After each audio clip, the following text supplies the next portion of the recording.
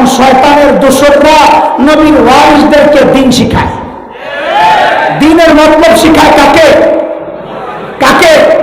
আলেমকে, নবীর ওয়ারিসকে। কি বলে? মূর্তি আর ভাস্কর্যের মধ্যে কোনো পার্থক্য নাই।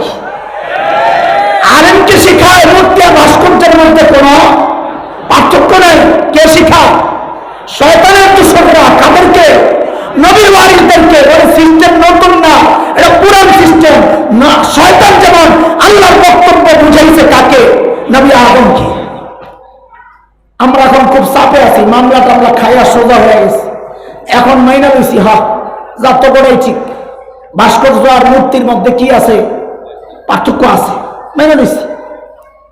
আরে বুঝেন নাই? মাইনা লইছি, পার্থক্য আছে। কি পার্থক্য?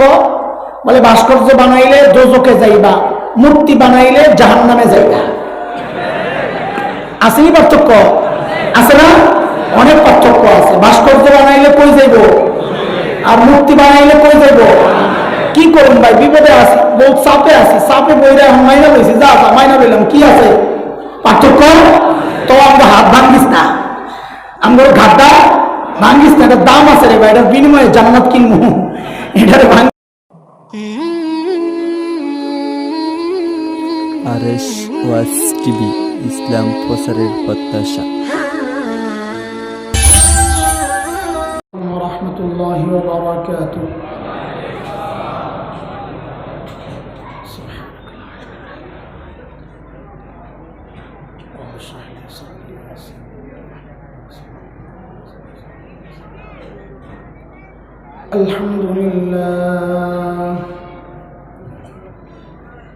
আলহামদুলিল্লাহি ওয়া কাফা ওয়া সালামুন আলা ইবাদিহিল্লাযীনা ইসতাফা। أما بعد فأعوذ بالله من الشيطان الرجيم. بسم الله الرحمن الرحيم.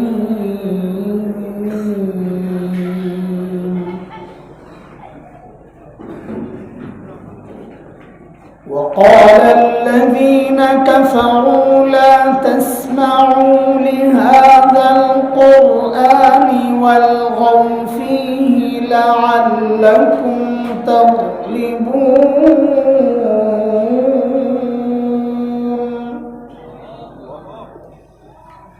فلنذيقن الذين كفروا عذابا شديدا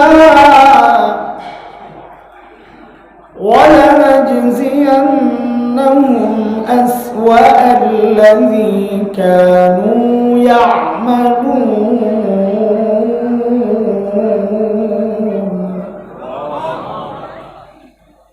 ذلك جزاء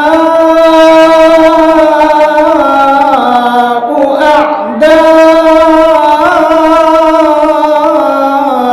الله النار،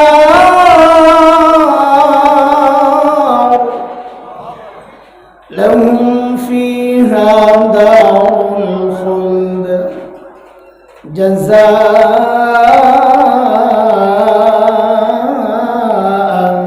بما كانوا بآياتنا يجحدون.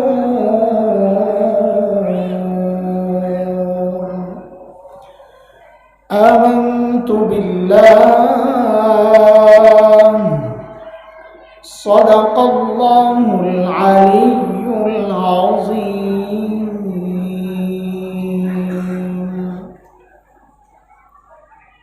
আল-জামিআতুল ইসলামিয়া ফিরোজ শাহ কলোনী বড় মাদ্রাসা কর্তৃক আয়োজিত আজকের এই ওয়াজ মাহফিলের সম্মানিত সভাপতি, উপস্থিত হযরত উলামায়ে কেরাম, মুরব্বিয়ানে আযম,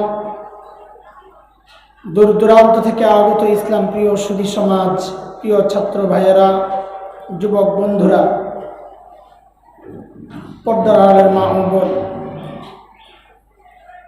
আল্লাহ সুবহানাহু ওয়া তাআলার অশেষ মেহেরবানি, করুণা, দয়া, যে মহান মালিক, লাখো কোটি মানুষ থেকে বাছাই করে দ্বীনি এই মজলিসে আমাকে আপনাকে একত্রিত করেছেন। এটা মালিকের অনেক বড় দয়া আর করুণা। কুরআন আল কারীমের মধ্যে আসছে, মালিক বলেন যে বান্দার দিলটা মালিক দিন বুঝার জন্য খুলে দেন, দিন বুঝা দিন শেখার মানসিকতা যাকে দান করেন, আল্লাহ বলেন ওই বান্দা সারাক্ষণ আমার স্পেশাল নূরের আওতায় থাকে। দুর্ভাগ্য তার জন্য যার দিল শক্ত, যে দিন বুঝতে চায় না, নিজেও বুঝে না, কেউ বুঝাইতে চাইলেও বুঝতে চায় না, খেলতে চায়। কি বুঝাইতে চাইলেও দিন বুঝতে চায় না, কি করতে চায় বলেন না? খেলতে চায়। গাধা খেলার জিনিস লইয়া খেলা যায়, বুঝার জিনিস খেলা যায় না, বুঝতে হয়। সমস্যা হচ্ছে যে দিল শক্ত।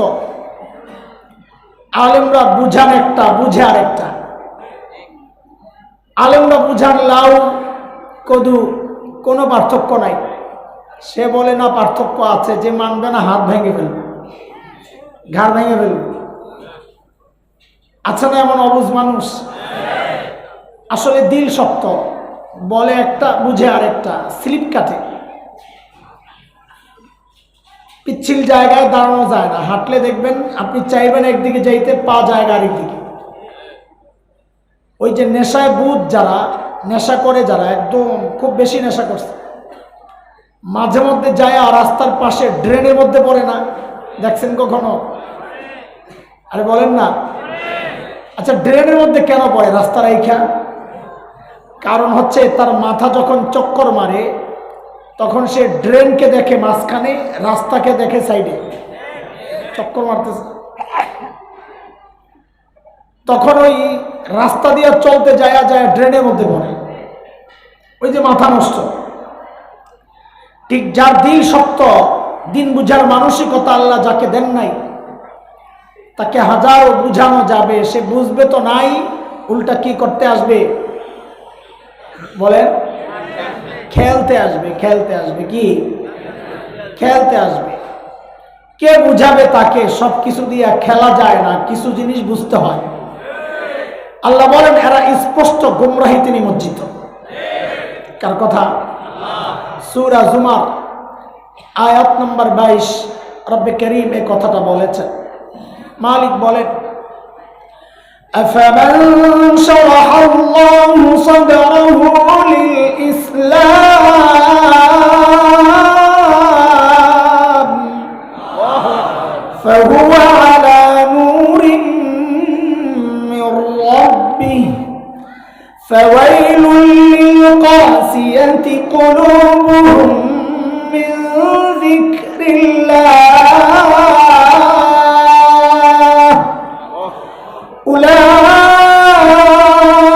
أولئك في ضلال مبين।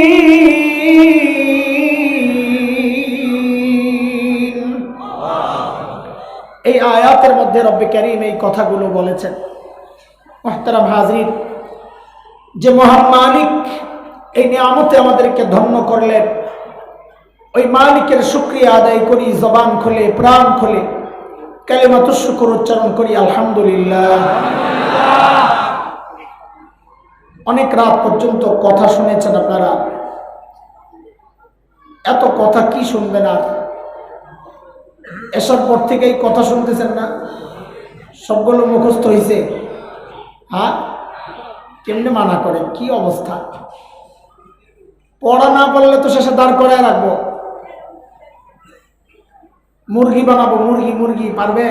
মুরব্বীরা না, মুরব্বীরা পোলাপান্ডে জিজ্ঞেস করতেছে। পড়া না পারলে মুরগি বানায় রাখে মাদ্রাসায়। এখন তো মুরগি আর চলে না, এখন চোখ রাঙ্গানি দিলেই দৌড়ে বাড়িতে যায় সন্ত্রাসী বাবাকে বলে, বাবা হিন্দুদেরকে সাথে নিয়ে আইসা মাদ্রাসায় হামলা করে। শুনেন নাই চাঁদপুরে? কত বড় অসভ্য হইলে এই কাজ করতে পারে? হায় মালিক, আয় আল্লাহ, আমি সূরা হামিম আস-সাজদা, মাইকওয়ালা তোমার এটা সমস্যা মনে হয় না, এটা সমস্যা। এই দেখো এটা একটু ক্লিয়ার, এটা মনে হয় আওয়াজ কি দুই জায়গায় দুইটা? আচ্ছা আচ্ছা।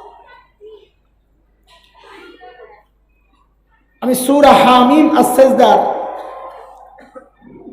3টা আয়াত তিলাওয়াত করেছি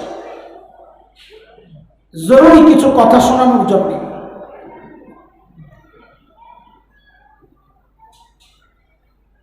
বাংলাদেশের আকাশে শকুনের আনাগোনা পরিলক্ষিত হচ্ছে। এখন যাদের দায়িত্ব, যারা টের পান, তারা যদি সাধারণ মানুষকে সতর্ক না করেন তো খেয়ানত হবে, আল্লাহর কাছে জবাবদিহি করতে হবে। এই মাকসাদকে সামনে রেখে আমি সূরা হামিম আস-সাজদার 3টা আয়াত তিলাওয়াত করেছি। আমাদের কথাগুলো অনেকের ভালো লাগবে না, আমি আগেই বলে রাখি, অনেকের ভালো লাগবে না। কেন? কারণ প্যারাসিটামল সিরাপ খাইতে যতটা বাচ্চারা মজা পায়, ইঞ্জেকশন দিলে তো আর এত মজা পাবে না, এটাই তো স্বাভাবিক। কিন্তু কে বুঝাবে কখনো কখনো সিরাপের চেয়ে ইঞ্জেকশনের ফায়দা বেশি, লাভ বেশি। মামুল এত চিল্লায় কেন? আরে গাধা, যখন অপারেশন করতে হয় তখন তো অপারেশন না করে যদি সিরাপ খাওয়ায় তো রোগীর অসুখ ভালো হবে জিন্দিগিতে? একটা শ্রেণী চায় সবসময় আমরা আপনার করে সিরাপ খাওয়াই, ক্যান্সারের রোগীরও সিরাপ খাওয়াইতে চায়। নিজে তো খাওয়ায় খাওয়ায়, উল্টা আমাদেরকেও নসিহত করে, গ্যাঞ্জাম করেন না। ঠান্ডা ঠান্ডা ওয়াজ করে করে মানুষকে দিনের পথে আনার চেষ্টা করেন। মাশাআল্লাহ মাশাআল্লাহ, বড় ভালো পরামর্শ, সুবহানাল্লাহ।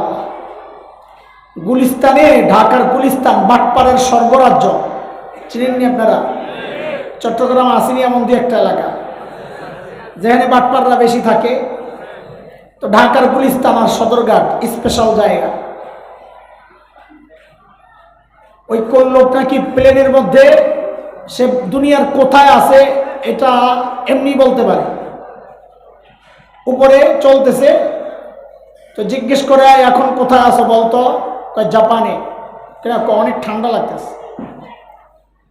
এখন কোথায় আছি বলতো, ঢাকার সদরঘাটে। কেমনে বুঝলি? একটু আগে আমার হাতে ঘড়িটা আছিল, এখন দেখতেছি না। ওই রকম বাটপাড়ের জায়গায় ওগুলো। তো এই গুলিস্তানে হালুয়া বিক্রি করতো, ছোটবেলায় দেখতাম।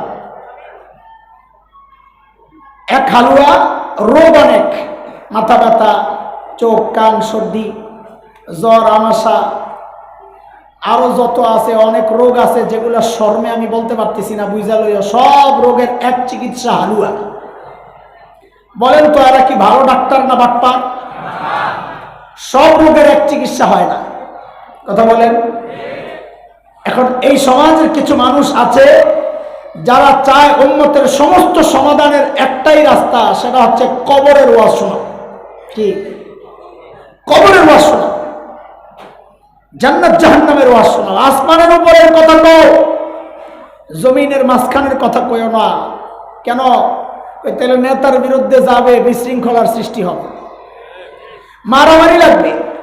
কি দরকার এগরে খেপায়া মুখোমুখি হইয়া? এরা যে আমার মালিকের মুখোমুখি হইয়া, আমাকে, আমার নবীর মুখোমুখি হইয়া আমাকে বেইজ্জতি করতেছে, আমার দিনকে ধ্বংসের চক্রান্ত করতেছে, সমাজের তাওহীদকে শেষ করে শিরককে প্রতিষ্ঠিত করার চেষ্টা করতেছে, ওগুলো তোমার চোখে লাগে না। এর বিরুদ্ধে বললেই তুমি বলো বিশৃঙ্খলার সৃষ্টি করতে চায়। আর যারা এই জমিনে আল্লাহর সাথে দ্রোহ করে, শিরক করে, এদের চেয়ে বড় সন্ত্রাসী কেউ হতে পারে না। এদের বিরুদ্ধে কথা বলা প্রত্যেকটা মানুষের ইমানি ফরিজা, কথা বলে। চুপ কেন থাকবো? ভয় পাও না? হ্যাঁ, ভাবে তো এমনই লাগে। আরে ভয় তো সেই পায় যে তার জীবনকে মালিকের কাছে বিক্রি করে নাই, জীবনকে নিজের মালিকানা মনে করে। এই শরীর কার? এই হায়াত কার? বলেন কার? বিক্রি করছি কার কাছে? কিসের বিনিময়ে? সূরা তাওবা আয়াত 111। ইন্নাল্লাহা আশতারা মিনাল মুমিনিনা আনফুসাহুম ওয়া আমওয়ালাহুম বিআন্না লাহুমুল জান্নাহ। বিক্রি তো সবাই করে, কেউ করে মালিকের কাছে, কেউ করে রামবামের কাছে। আমরা কার কাছে করেছি? আরে বলেন কার কাছে? যেহেতু এই জীবন মালিকের কাছে বিক্রি করে দিয়েছি, কাজে আমাদেরকে হুমকি দিয়ে ধমকি দিয়ে লাল চক্ষু রক্ত চক্ষু দেখায় লাভ নাই। শোনো শোনো, এই শরীর থেকে এই মাথা বিচ্ছিন্ন হতে পারে, এই সিনা থেকে ঈমানকে বিচ্ছিন্ন করা যাবে না, কোরআনকে বিচ্ছিন্ন করা যাবে না। এটা ঈমানের কথা। কিসের কথা? সব জায়গায় মিনমিন চলে না, মিনমিন না কথা, মিনমিন না জায়গায়। অপারেশন থিয়েটারে যায় তুমি সেখানে মিনমিন করলে রোগী জিন্দেগিতে ভালো হবে না। কথা বুঝে আসছিনি? সূরা হামিম আস-সাজদা 3টা আয়াত তিলাওয়াত করেছি। প্রথম আয়াত কাফেরদের একটা বক্তব্য আল্লাহ তাআলা উল্লেখ করেছেন, শেষ 2টা আয়াতে আল্লাহ তাআলা ওই বক্তব্যের জবাব দিয়েছেন। প্রথম আয়াত মালিক বলেন, وقال الذين كفروا لا تسمعوا لهذا القرآن والغوا فيه لعلكم تغلبون। যারা কাফির তারা বলে এই কোরআন শুনবা না, ওয়ালগাউ ফীহি, হট্টগোল তৈরি করবা, কেউ যেন শুনতে না পারে, তাইলে তোমরা জয়ী থাকবা, জয়ী হবা। এই বক্তব্যের জবাবে আল্লাহ 2টা আয়াত বলতেছেন, জবাব দিচ্ছেন আল্লাহ তাআলা, فَلَنُذِيقَنَّ الَّذِينَ كَفَرُوا عَذَابًا شَدِيدًا وَلَنَجْزِيَنَّهُمْ أَسْوَأَ الَّذِي كَانُوا يَعْمَلُونَ।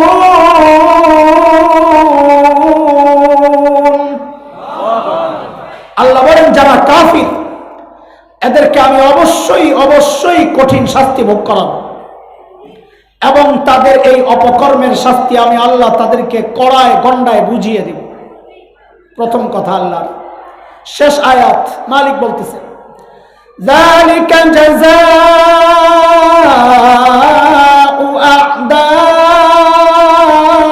আ'দাইল্লাহিন নার লাহুম ফীহা দারুল খুলদ জাযাআন বিমা কানু বিআয়াতিনা ইয়াজহাদুন। আল্লাহ বলেন এই যে শাস্তি, আল্লাহর দুশমনদের শাস্তি অর্থাৎ জাহান্নাম,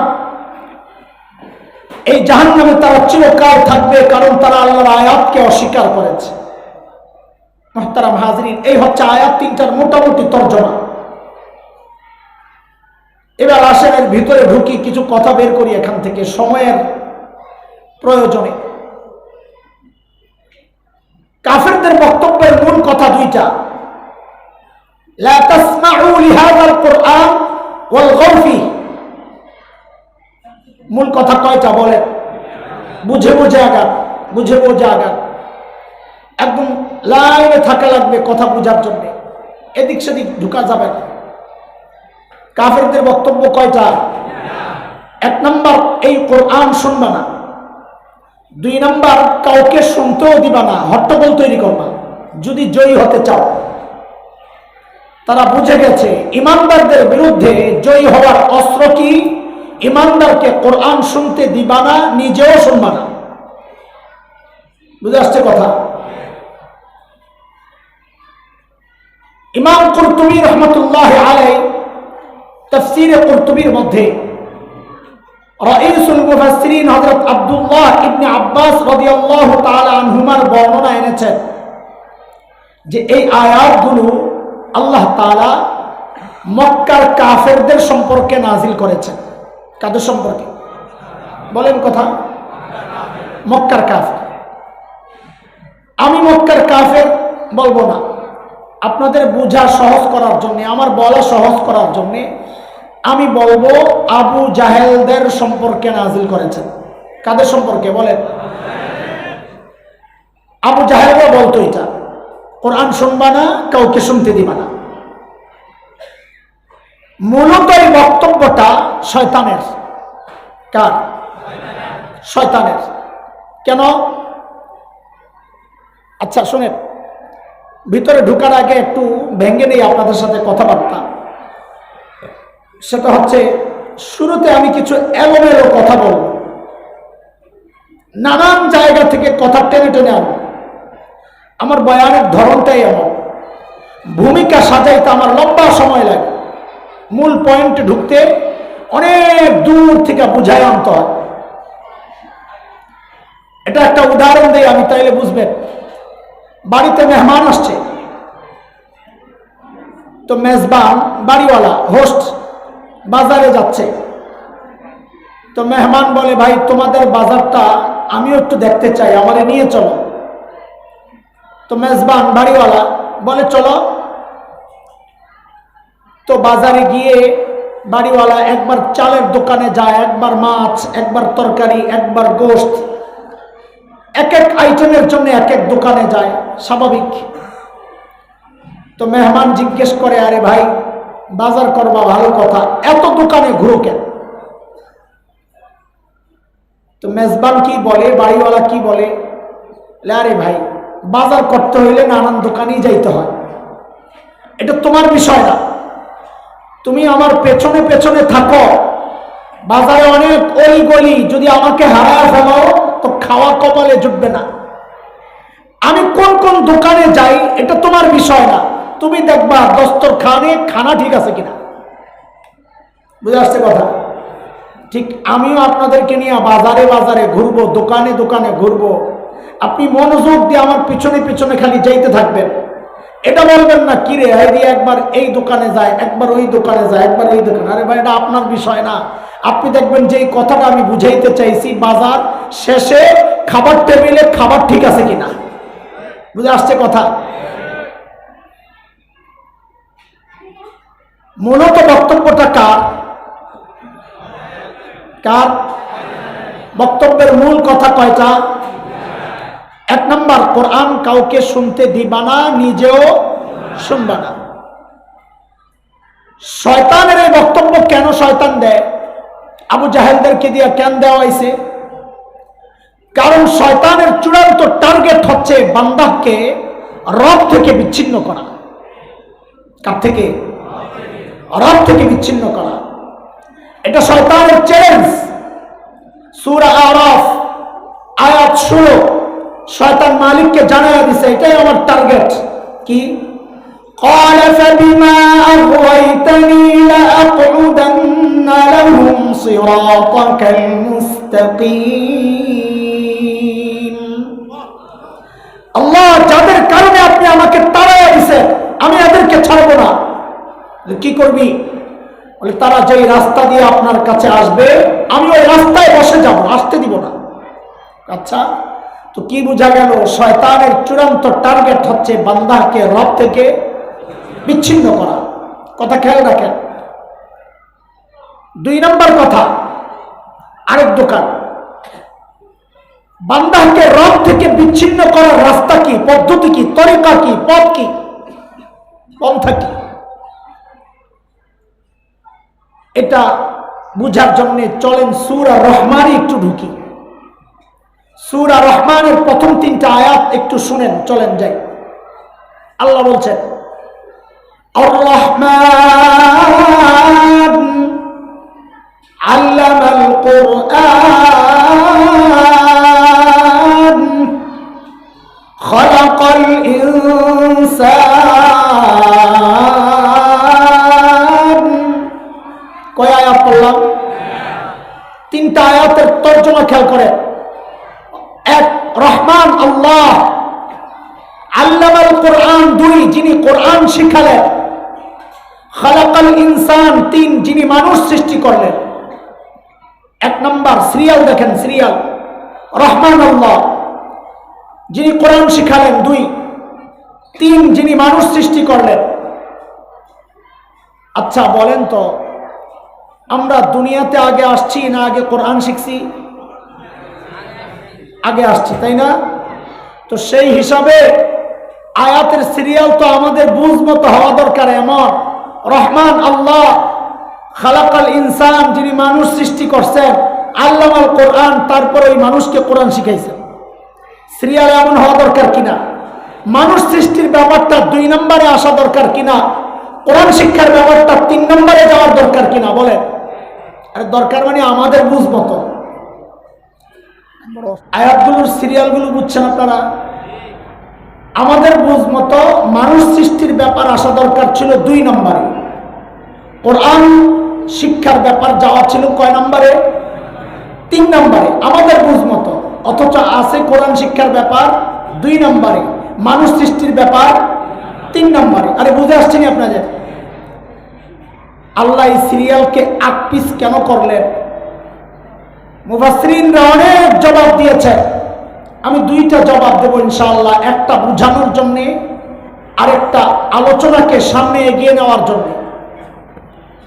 1 নম্বর ব্যাখ্যা, আল্লাহ মানুষ সৃষ্টির ব্যাপার কেন নিলেন 3 নম্বরে, কোরআন শিক্ষার ব্যাপার কেন আনলেন 2 নম্বরে? আল্লাহ জগৎবাসীকে বুঝাচ্ছেন, এরে বান্দা, আমি তোমাকে আগে বানাইছি, কথা ঠিক, কোরআন পরে শিখাইছি, কথা ঠিকই আছে, কিন্তু তুমি যদি কোরআনী শিক্ষায় আগে শিক্ষিত হও তাইলে তুমি মানুষ, নাইলে তুমি দেখতে মানুষ, আসলে মানুষ না। এই জন্য আল্লাহ কোরআন শিক্ষার ব্যাপার আনছেন আগে। উদাহরণ বুঝেন, এই যুগের আবু লাহাবের বউ অনেকগুলো আছে, এর মধ্যে একটা হইল তাসলিমা নাসরিন। ঠিক আছে না কথা? চিনেননি আপনারা? এই বেডিরে না চিনে এমন কেউ নাই। তাসলিমা নাসরিন তার এক বইয়ের মধ্যে লিখেছে, এই পেট আমার, দোতলায় মাস্তানরা চিল্লাইতেছে, একবারে মাস্তানি একটু কম করতে কর না, কেউ আসেনি দোতলায়, বড় মাস্তানের রাখি, মাইর দিয়েন না, বকা দিয়েন না। তাসলিমা নাসরিন তার এক বইয়ের মধ্যে লিখেছে, এই পেট আমার, আমার পেটের মধ্যে আমি যেখান থেকে খুশি সেখান থেকে বাচ্চা নিব। আপনারা নাউজুবিল্লাহ কইলেন, আমি কই হ্যাঁ ঠিকই কইছি। কেন? কারণ ওই যে কোরআন শিক্ষায় শিক্ষিত না, এই জন্য তার মুখ দিয়ে ওই কথা বের হয়েছে। কেন? কারণ যেখান থেকে খুশি সেখান থেকে পেটের মধ্যে বাচ্চা নেওয়া, এটা তো মানুষের চরিত্র না, এটা তো কুত্তার চরিত্র। তাসলিমা বুঝায়া দিছে, আল্লাহর কথাই ঠিক, আমি কোরআনী শিক্ষায় শিক্ষিত না বইলা আমি দেখতে মানুষ, আসলে মানুষ না, আমি একটা কুত্তি। ওই আমাদের একটা গোলাম মাওলা রনি আছে, নাম জানেন আপনারা? কয়দিন পরে পরে লেখা দেয়, আউলে ফাউলে লেখা, মাথায় গন্ডগোল আছে একটু। ওই দিন দেখলাম একটা লেখা দিছে, ওই আমাদের হযরত মুরগি চোরার ব্যাপারে, যে কাউকে মুরগি চোরা বলা এটা কোরআন হাদিসে নাই, কোরআন হাদিস বিরোধী। কাউকে কি বলা? আমি বলি আর কি, যে ভাইরে কোরআন করে খোলাইস না, মুরগি চোরা বলি এটা লয়ে সন্তুষ্ট থাক, কোরআন খোলাস না। কেন? কারণ কোরআন মতে যদি বলি তাহলে তো কুত্তার শুয়োর বলতে হবে। কার কথা? ওয়ালাকাদ যারানা লিজাহান্নামা কাসীরাম মিনাল জিন্নি ওয়াল ইনস লাহুম কুলুবুন লা ইয়াফকাহুনা বিহা ওয়া লাহুম আ'য়ুনুন লা ইউবসিরুনা বিহা ওয়া লাহুম আযানুন লা ইয়াসমাউনা বিহা উলাইকা কাল আনআম বাল হুম আদাল উলাইকা হুমুল গাফিলুন।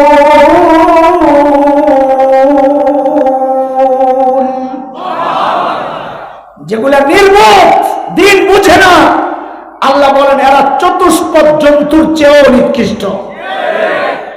যদি তাই হয় শুয়োরের পাও কয়টা? তাইলে হ্যাঁ শুয়োরের চেয়েও খারাপ। কুত্তার পাও কয়টা? তাইলে কুত্তার চেয়েও কি? তো তোমার জন্য কোনটা ভালো তুমি যাচাই করো। মুরগি চোরা বলুন না কুত্তা বলুন তুমিই বলো, শুয়োর বলুন না মুরগি চোরা বলুন তুমিই বলো। এই জন্য বলি কোরআন খোলাইস না, বিপদে পড়বি, কল্লা থাকবে না। কোরআন খোলাইলে আরে বলেন না কি থাকবে না? সূরা তাওবা আয়াত 12 কার কথা? অতানু ফি দীনিকুম ফাকাতিলু আইম্মাতাল কুফর। দিন নিয়ে যারা কটাক্ষ করে, আল্লামা আহমদ শফীকে যারা তেতুল হুজুর বলেছে, দাড়ি আর টুপি নিয়ে যারা কটাক্ষ করে, আলেমদের প্রতি যারা বিদ্বেষ পোষণ করে, মালিকের কথা ফাকাতিলু আইম্মাতাল কুফর, ধৈরা ধৈরা কল্লা ফলায়। এই জন্য বলি কোরআন খোলাইস না, বিপদে পড়বি। কথা ঠিক কিনা বলে? এক নম্বর ব্যাখ্যা দিলাম আয়াতের আগ পিছের। 2 নম্বর ব্যাখ্যা, আয়াতগুলোকে উপর থেকে নিচের দিকে সাজা। উপরে আর রহমান, মাঝখানে আল্লামাল কোরআন,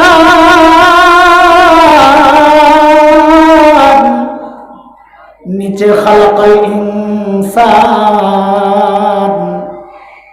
মালিক বলেন বান্দারে আমি রহমান উপরে, তুমি মানুষ নিচে। আমি রহমানের রহমত যদি তুমি মানুষ পর্যন্ত আনতে চাও, দুনিয়ার কোন তন্ত্রে মন্ত্রে কাজ হবে না। রহমান আর বান্দার মাঝখান দিয়া কোরআনকে ঢোকায়া দাও। আল্লাহর সাথে সম্পর্ক বান্দার রাস্তা কি? মাঝখানে কি ঢুকাও? বলেন বলেন কি ঢুকাও? এই খবর শয়তানের আসেনি না নাই? আছে আছে। ওহো, তাইলে বুঝেন 2 নম্বর কথা, আল্লাহর শয়তানের চূড়ান্ত টার্গেট বান্দাকে রব থেকে বিচ্ছিন্ন করা। শয়তান বুঝে গেছে বান্দাকে রব থেকে বিচ্ছিন্ন করার একটাই রাস্তা, বান্দাকে কোরআন থেকে দূরে সরাইয়া দাও, বান্দা রব থেকে বিচ্ছিন্ন হয়ে যাবে। কিন্তু শয়তান বড় বাপ্পা। আপনারা কথা বুঝতেছেন নি? শেষ বেলায় এই তাত্ত্বিক কথা না বলাই উচিত ছিল। আমি যে কি জন্য আয়াতগুলো পয়রা ফেললাম বুঝি না। শেষ বেলায় উড়া দুরা মাইরা দুরা শেষ করে দাও সব। আমি একটু বুঝায় বুঝায় গাইতে চাইতেছি, নানার কাছে বসি তো এই জন্যে। নানা না থাকলে আবার মাইরা দিতাম। একটা দায়িত্ব বাইরে গেছে। আয় আল্লাহ, খালি বুড়া দেখে নানা রাখছি, তোমরা এটা মনে করো না, আসলেই নানা।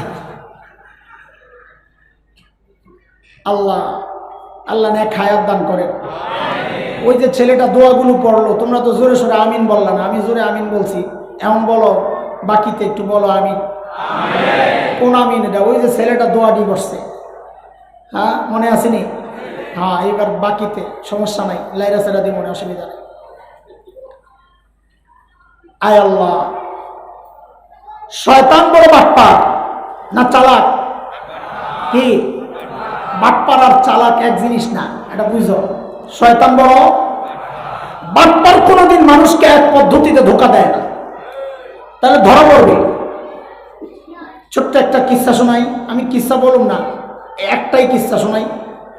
হ্যাঁ, আবার কবি না তো কোরআন হাদিস বাদ দিয়া কিস্সা কাহিনী শুরু করছে। কবি না তো দেশ কইলা। আমি যখন তুই তুমি বলবো, মুরব্বীরা মনে করবে না আমারে বলে নেই, পোলা পাইন্ডে গেছে, আবার ভেজাল লাগায় না। এক চোর এক বুড়ার বাড়িতে গেছে চুরি করার জন্য রাতে। কার বাড়ি? বুড়ারা আবার বলেন না খালি আঙ্গরি পাইলেন, জুয়াঙ্গ বাড়িতে যাইতে পারে না। না দাদা, চোরারা এখন জুয়াঙ্গ বাড়িতে চুরি করতে যায় না। কেন? যেই বাড়িতেই যায়, যখনই রাত্রে জানালার দরজার চিপা দিয়া দেহে ঘুমাইছে কিনা, দেয় না না আল্লাহর বান্দা আসমানের দিকে মুনাজাত দিয়া শুয়ে রয়েছে, আরে ফেসবুক চালায় কি। আরে কথা ঠিক নেই, কথা কও। হাসিস না বেহায়া, শরম নাই আমার? হাসে গাদাগুলা, আকাম করে আবার হাসে। এক চোরা গেছে এক বুড়ার বাড়িতে চুরি করার জন্য, ভিতরে ঢুকছে। বুড়া এক কম্বল মুড়ে দিয়া শুয়ে রয়েছে, কিন্তু চোরায় জানে না বুড়াও যে ফেসবুক চালায়। তবে বুড়ার ফেসবুক কিন্তু আবার ওই তঙ্গ টিপা টিপি না, বুড়ার ফেসবুক আলাদা, ওটা হলো পানসাবানি, ওটা বুড়ার ফেসবুক। খিরে কম্বল মুড়ো দিয়া পানসাবাই, ঘুম তো আসে না, কি করবে পানসাবাই। বুড়া টের পাইছে ঘরে চোর ঢুকছে, বুড়া ওঠে না, চিন্তা করছে এখন যাই ধরলে ঘরের ভিতরে কড়ি খাওয়ার দরকার নাই, বাইরে হোক তারপরে ধরুক, ডাক দিলে আশেপাশের লোকজন জমা হবে। চোর তো চুরি টুরি কইরা গাট্টি গুট্টি গোল কইরা বাইরে নিয়ে দাঁড়াইছে, চাচা খপ করে যায় ধরছে চোরারে। চোর লড়ে চড়ে না, ডিজিটাল চোর। আগেরকার দিনের চোরেরা খালি গায়ে যায় তো তেল তেল মাইখা, যাতে ধরলে প্রুত করে বাইরে হয়ে যায়। আর এখনকার চোরেরা মাথায় তেল দেয়, ঠান্ডা রাখে, ধরলে যেন বুদ্ধি করে বাইরিতে পারে, ডিজিটাল চোর। চোররা যাই ধরছে, চোর লড়ে চড়ে না, চাচার মুখের দিকে তাকায় রয়েছে। কি রে তুই আমার দিকে তাকায় রয়েছিস কেন? বলে কই যে চুরি করতে আইলাম। কই কেন, কি হয়েছে? কই আপনার চেহারাটা পুরো আমার আব্বার মতো। চাচার ছেলে থাকে বিদেশ, বহুদিন ধরে আব্বা ডাক্তার শোনে না, চোরার মুখে শুই না, আসলেই দিলটা গেছে নরম হয়ে। কিন্তু একটা ঝাড়ি তো মারা লাগে, তো আইসুস কেন চুরি করতে? কইটাই তো চিন্তা করতেছে। আমার এই থানায় চলে, কই চল। থানার দিকে রওনা দিছে, কিছু দূর যায় আর চোরা কিরে শীতে শেষ, এখন তো চিন্তা করি না, পুলিশ যখন নিয়ে হাজতে ফালায় রাখবে, ঠান্ডার মধ্যে না জানে আমি মরেই যাই। তো চাচা বলে তাইলে তুই শীতের রাতে ঠান্ডা কাপড় ছাড়া আইসুস কেন? বাজার আমি কি ঠান্ডা কাপড় ছাড়া আইছিলাম? একটা চাদর গায়ে দিয়েই তো আইছিলাম, কিন্তু চাদরটা গায়ে দিয়া গাঁটটি গোল করা ঝামেলা, এই জন্য চাদরটা খুইলা আপনার ঘরে রাখছিলাম, মনে করছি গাঁটটিটা রাইখা চাদরটা আইনা পালাম, এর মধ্যেই তো আপনি ধরলেন। কই তোর চাদর কই? আপনার ঘরে। এখন কি করা, একটু যদি সুযোগ দেন চাদরটা লই আই। কয় যা। চাচা গাঁটটির কাছে সরে গেছে চাদর আনতে। কিরে পাস না, আরে লাইটটা জ্বালা, কোনো খবর নাই। চাচাকে ঘটনা কি, ফজর রক্ত হয় অবস্থা, ঘরে যায় দেখে লাইট জ্বালায়। হায় আল্লাহ, চাচা যে নতুন কম্বলটা গায়ে দিয়া শুয়ে আসিল, চোরা ওই কম্বলটা লইয়া আরেক দরজা দিয়ে গেছে। চাচা মনে মনে বলে তুই আবার আবি, গাঁটটি তো রয়ে গেছে। কয়দিন পরে চোরে ঠিকই আবার আসছে। চাচা এবার চুপচাপ শুয়ে শুয়ে ওই যে ফেসবুক চালায়, পাঞ্জাবায়, গাঁটটি গোল করে যেই না উঠানে গেছে, চাচা যায় খপ করে ধরছে আবার আগের মতো। কিন্তু চোরা এবার আর চুপচাপ দাঁড়ায় রয় নাই, এইবার চাচার হাত ধরে টানে। কিরে আমার টানস কেন? থানায় চলেন। চুরি করছিস তুই? আমি থানায় যাবো মানি? না না আপনি না, আমারে থানায় দিয়ে আসেন। কি জন্যে? গতবার ছেড়ে দিছে, আমি বড় গাদ্দার, ঘরে যাইয়া বেঈমান আপনার ওই কম্বলটা দেখা লোভ সামলাইতে পারি নাই, লয়ে গেছিলাম। আমার মতো অপদার্থ আমার থানায় লয়ে যান। কয় চল। থানার দিকে রওনা দিছে, কিছু দূর যায়। কিরে কি সমস্যা? কয় পায়ের মধ্যে কাটা ঢুকছে। কয় তুই জুতা ছাড়াইছিস কেন? কয় বাজান জুতা ছাড়া কি আইছিলাম। কয় জুতা কই তোর? কয় আপনার ঘরে। আওয়াজ হয় চটচট, এই জন্য জুতাটা খুললে গাঁটটিটা গোল করে মনে করছি রাইকা আবার জুতা আনতে যাবো, এর মধ্যে এই কাজ সারলেন আপনি, ধরে লাইলেন। তুমি আবার জুতা আনতে যাই আবার পালাইবা। কয় লা হাওলা ওয়ালা কুওয়াতা ইল্লা বিল্লাহ, এই কাজ আমি আর করতেছি না। তাইলে কই যদি দয়া করে একটু আপনি যাইতেন, আমি দাঁড়াই। আমি তো গেলেই পালাই, আমারে পাঠাইয়েন না, আমি থাকি, আপনি যান। তো চাচা কয় তুই দাঁড়া। চাচাই গেছে ঘরে জুতা আনতে, মাশাআল্লাহ কি এর জুতা করে পাই না তো, বাইরে দেখে গাঁটটিও নাই, চোরেও নাই। এই হাসানের জন্য কিচ্ছা বলি নাই, বলছি একটা সিসকে চোর, সে পর্যন্ত গৃহস্থকে ধোকা দেওয়ার ক্ষেত্রে এক পদ্ধতি গ্রহণ করে নাই, একবার নিজে গেছে, একবার চাচারে পাঠাইছে। বুঝে আসছে কথা? তাইলে সব বাটপারের গডফাদার ইবলিস মানুষকে ধোকা দিবে এক পদ্ধতিতে, এটা হইতেই পারে না। ইবলিস এটা নিজেই আল্লাহর কাছে বলেছে, আল্লাহ আমি এক পদ্ধতিতে ধোকা দেব না। সূরা আরাফ আয়াত 17 ইবলিসের কথা। সুম্মা লাআতিয়ান্নাহুম মিন বাইনি আইদিহিম ওয়া মিন খালফিহিম ওয়া আন আইমানিহিম ওয়া আন শামাইলিহিম ওয়া লা তাজিদু আকসারাহুম শাকিরিন।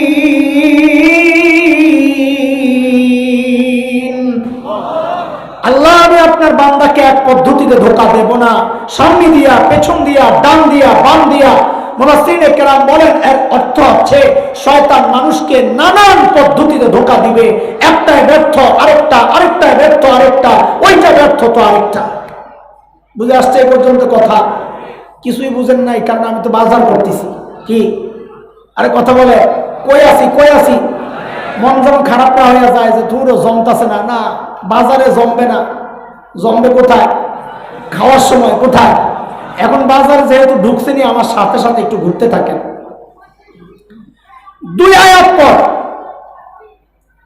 20-21 নম্বর আয়াতে আল্লাহ তাআলা উদাহরণ দেখাইছেন। উদাহরণ, এ আমার বান্দারা দেখ, শয়তান যে বলেছে আমি এক পদ্ধতি ধোঁকা দিব না, চার পদ্ধতি, সামনে পেছনে ডান বাম। কয় পদ্ধতি? কয়টা? আল্লাহ বলে দেখ শয়তান তোদের বাবা মাকে ধোঁকা দেওয়ার ক্ষেত্রেও এক পদ্ধতি গ্রহণ করে নাই, ধোঁকা দেওয়ার সময় কয় পদ্ধতি গ্রহণ করছে? কয়টা? দেখেন আল্লাহ কি বলেন, আয়াত 20-21 মালিক বলতেছেন, فوسوس لهما الشيطان ليبدي لهما ما وري عنهما من سوآتهما وقال ما نهاكما ربكما عن هذه الشجرة إلا أن تكونا ملكين أو تكونا من الخالدين وقاسمهما إني لكما لمن الناصحين।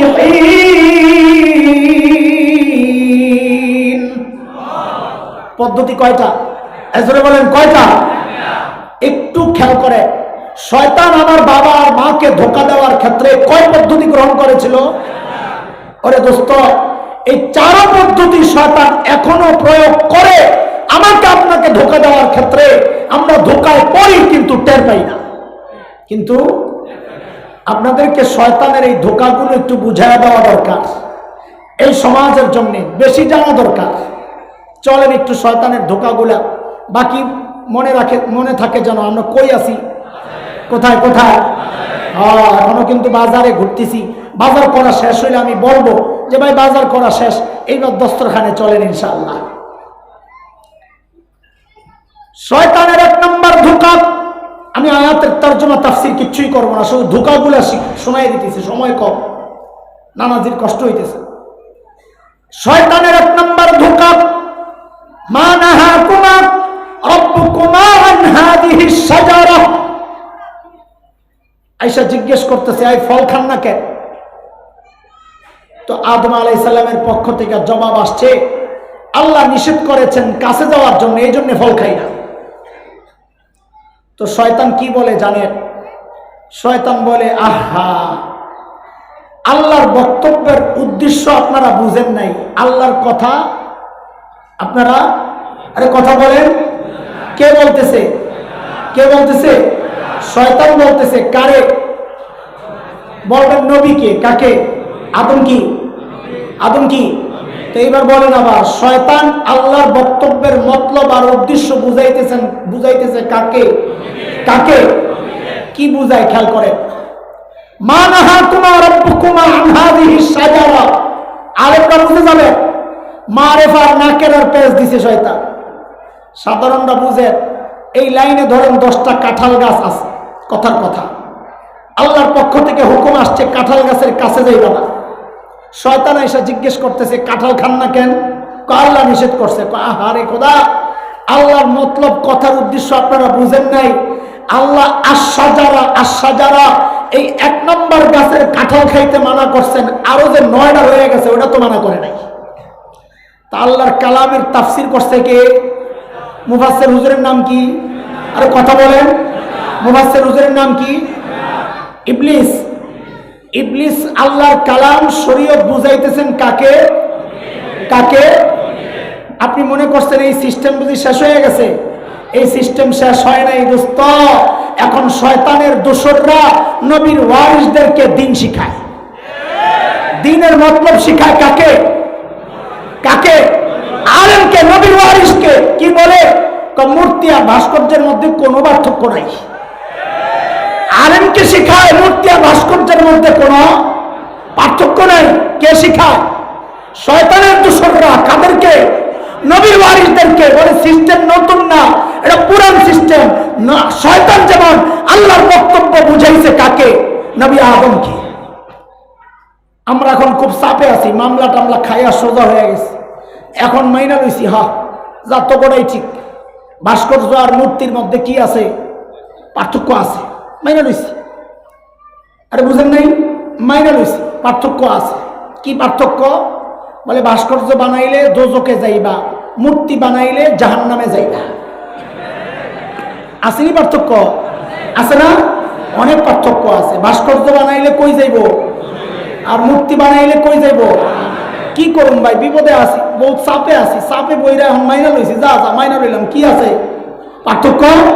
তো আমরা হাত ভাঙ্গিস না, আমার ঘাটটা ভাঙ্গিস না। এটার দাম আছে রে ভাই, এটার বিনিময়ে জান্নাত কিনবো, এটারে ভাঙ্গিস না। মাইনা নিলাম যা। এই শিখছে কার থেকে? কথা বলেন, শিখছে কার থেকে? আলেমদেরকে দিন শিখায়, তুচ্ছ তাচ্ছিল্য করে। তোমরা কি বুঝো মিয়া? জানাজা পড়ে না, কোনো তোমাকে জানাজা, আমার বাপের জানাজা আমি পড়াবো।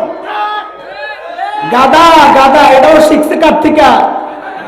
শয়তানের 1 নম্বর দোষর থেকে।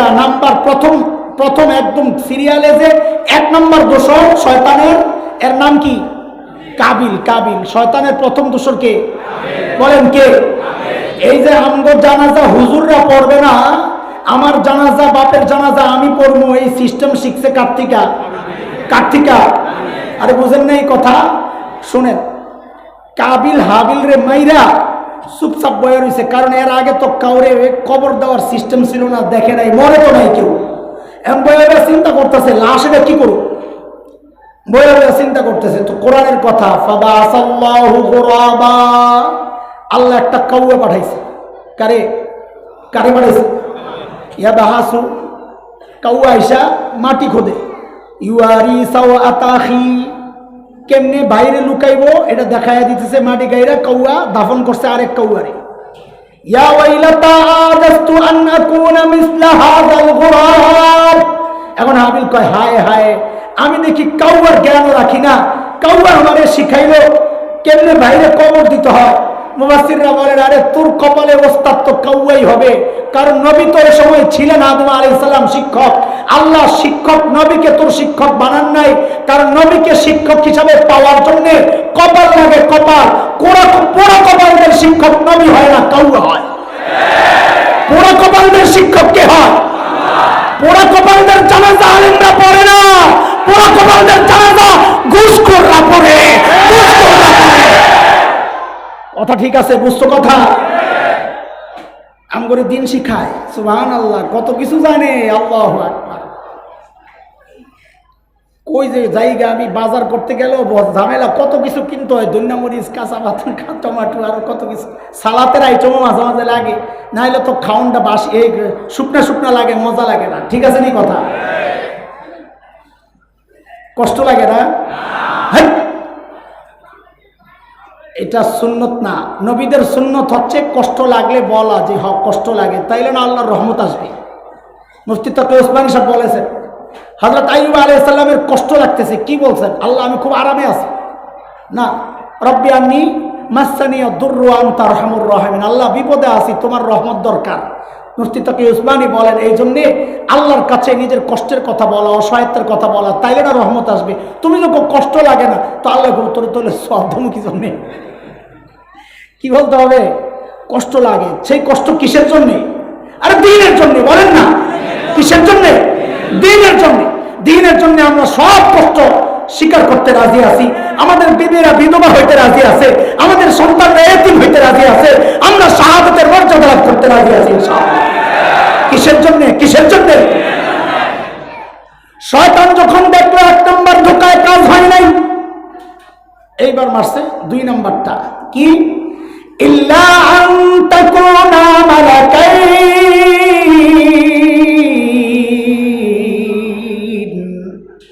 এই ফল খান না কে? বলে আল্লাহ মানা করছে। হায় হায়, আল্লাহর কথা তো বুঝেন নাই। বলে কি সমস্যা? আল্লাহ ফল খাইতে মানা করছে, কারণ ফল খাইলে আপনারা ফেরেশতা হয়ে যাবেন, এটা আল্লাহ চায় না। দেখছেন নি কারবার? কি ধোঁকা দিছে, টের পাইছেন? পান নাই।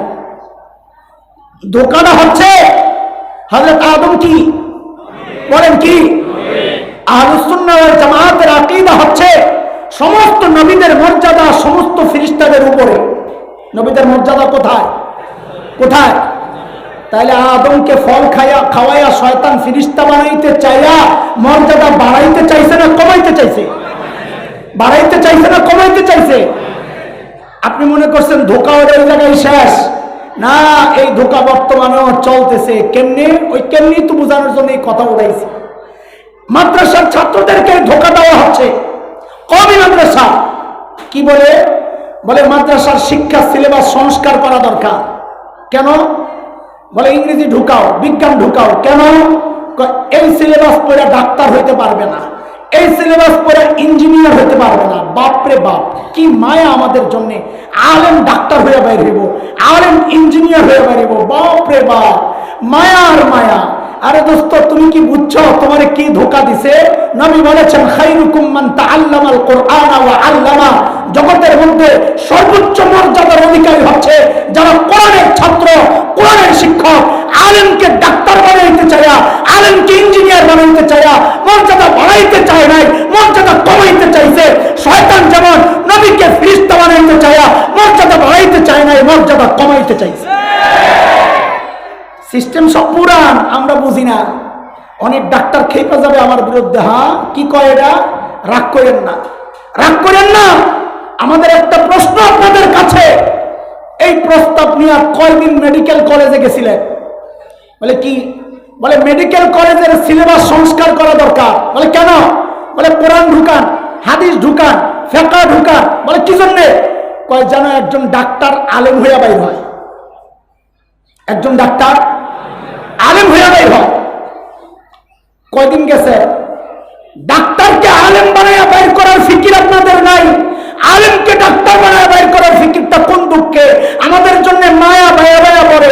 আমরা বুঝি আমাদের মর্যাদা তোমরা বাড়াইতে চাও না, আমাদের মর্যাদা কমাইতে চাও। কথা বলতে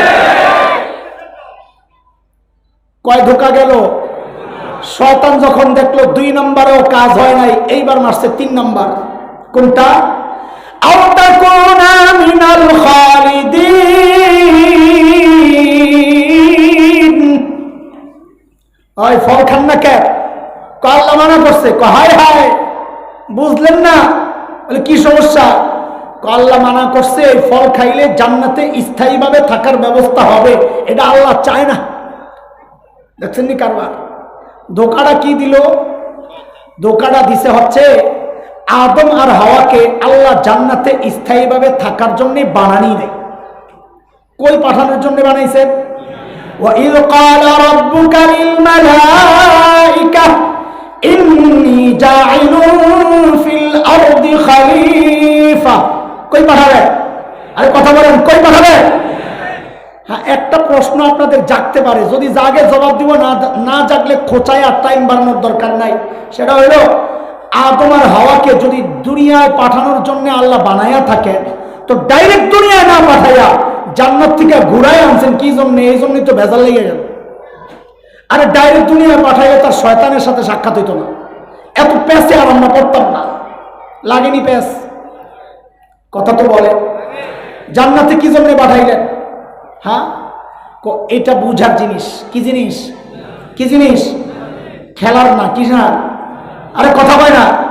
আমি কথাগুলো বারবার বলতেছি উদ্দেশ্যমূলক, বুঝালেও। বুঝার জিনিস দিয়া খেলা যায় না। কিছু হয়ে গেছে বড়, আমার সব খেলা হবে। আরে গাদা, এটা তো খেলার জিনিস না, এটা তো বুঝার জিনিস। বুঝার জিনিস দিয়া খেলা যায় না। বুঝার জিনিস বুঝতে হয়, খেলার জিনিস খেলতে হয়, ওটা বুঝার জিনিস না। বুঝে আসছে কথা? আল্লাহ তাআলা কোরআন আল কারীমের সূরা তাওবা আয়াত 111 একটু আগে আমি পড়েছি। ইন্নাল্লাহা আশতারা মিনাল মুমিনিনা আনফুসাহুম ওয়া আমওয়ালাহুম বিআন্না লাহুমুল জান্নাহ বইলা আমার আর আপনার কাছে জান্নাত বিক্রির প্রস্তাব করছেন।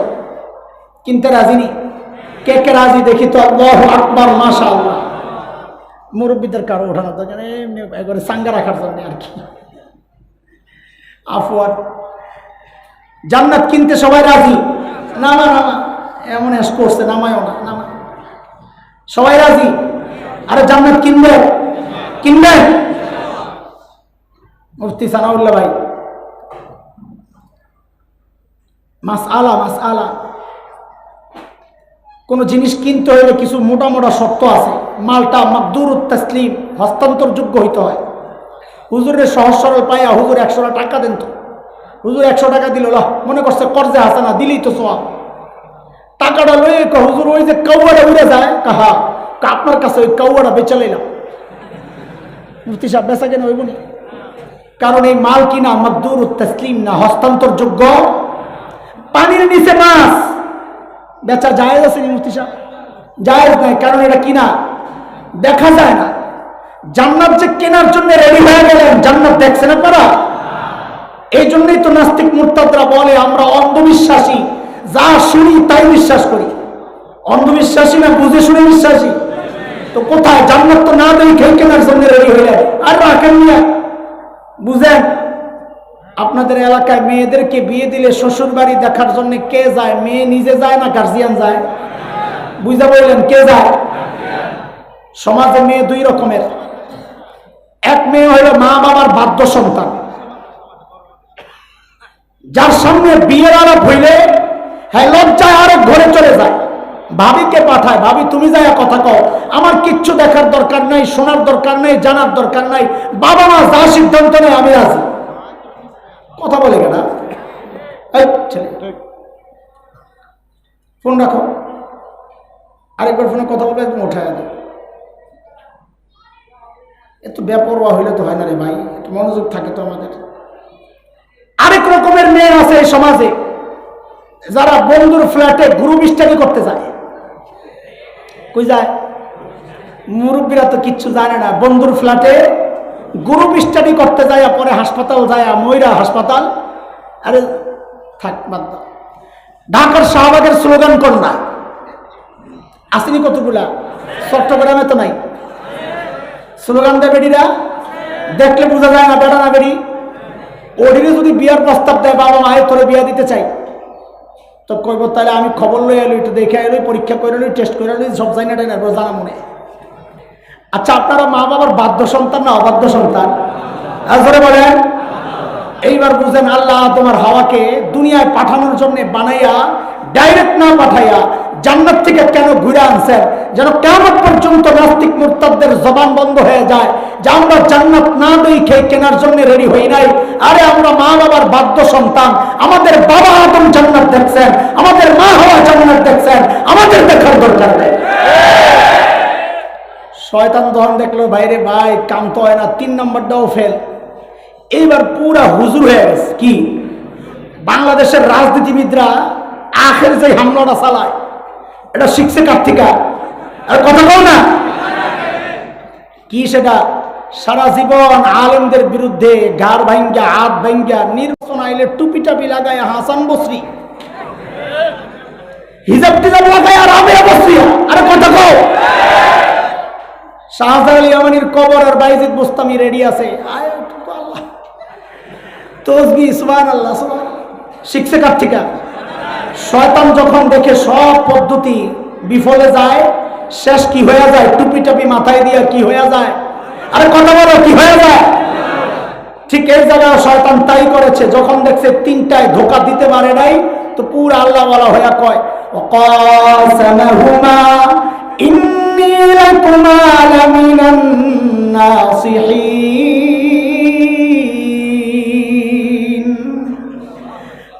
হুজুর আমাদেরকে ভুল বুঝবেন না, আমরা আপনাদের হিতাকাঙ্ক্ষী। কি আল্লাহর কসম খায়া কইলা? বাপ রে, ভারত যার বন্ধু হয় তার শত্রু লাগে না, আমেরিকা যার বন্ধু হয় শত্রু লাগে না। কথা ভারতের বিরুদ্ধে বললে আবার কিছু নুন খাওয়া পাবলিক আবার চেপতে যায়। ভারত আপনাদের কত কিছু দেয় দেয় দেয়। যখন পেজের দাম বাড়া থাকে তখন বর্ডার বন্ধ, যখন কৃষকের পেজ আসে তখন দেয় দেয় দেয়, ঠিকই দেয়। কিরে, আরে দেয়নি? দেয়। মুফতি আমিনী রহমতুল্লাহ আলাইহি একটা গল্প বলতেন। 12টা বেজে গেছে, আর কতক্ষণ চলবে? না, আমি খেয়াল করি কথা বলেন। মুফতি আমিনী রহমতুল্লাহ আলাইহি একটা গল্প শোনাইতেন। ভারত আমাদের কোন মার্কা বন্ধু, শুনবেন নি আপনারা? হ্যাঁ, বিপদে ভালাইলাম আপনাদের বয়া রেখা, জোর করে বললেন না, চলেন চলেন। এক আল্লাহর বান্দা, বড় বুজুর্গ মানুষ, এর কাছে আসছে একজন দরবেশ, পাগড়ি টাগড়ি লাগায়, জুব্বা টুব্বা পইরা, পুরা বুজুর্গ। কি দরবেশ? কি আর দরবেশ চিনেন আপনারা? আসলে হ্যাঁ দরবেশ ছিল না, এই ছিল ধরে বেশ। কি ছিল? বলেন বলেন। ধরে বেশ ধরছেন।